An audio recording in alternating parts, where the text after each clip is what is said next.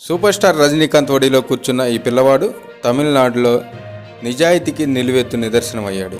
ఎందుకో తెలుసా? మహమ్మద్ యాసిన్ అనే బాలుడికి రోడ్డుపై 50,000 రూపాయలు దొరికినాయి.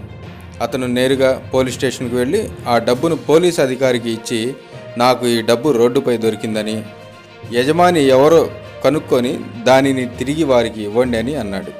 దానికి పోలీస్ అధికారి ఆ పిల్లవాడిని, ఈ డబ్బును నువ్వు ఎందుకు ఉంచుకోలేదని అడిగాడంట. అంటే దానికి యాసిన్, ఈ డబ్బు ఎవరో కష్టపడి సంపాదించిన డబ్బు, నాది కాదని, దానిని నా దగ్గర ఎలా ఉంచుకోగలనని బదులిచ్చాడు.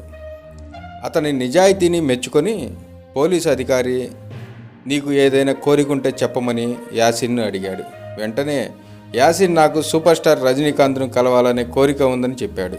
వెంటనే పోలీసులు ఇట్టి విషయాన్ని సూపర్ స్టార్ రజనీకాంత్కు తెలియజేయగా, అందుకు స్పందించిన రజనీకాంత్ యాసిన్ను తన వద్దకు తీసుకురమ్మని తెలిపారు. ఈ సందర్భంగా రజనీకాంత్ ఆ పిల్లవాడి తల్లిదండ్రులకు ఈ పిల్లవాడి చదువు ఖర్చులన్నిటినీ తాను భరిస్తానని వాగ్దానం చేశాడు. అతను ప్రపంచంలోనే అత్యంత ఖరీదైన పాఠశాల, కళాశాలల్లో చదువుకోవచ్చని తెలిపారు.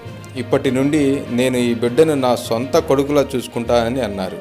నిజాయితీ అనేది పుట్టుకతోనే ఉంటుంది, కులం, మతం ద్వారా కాదని సూపర్ స్టార్ రజనీకాంత్ అన్నారు.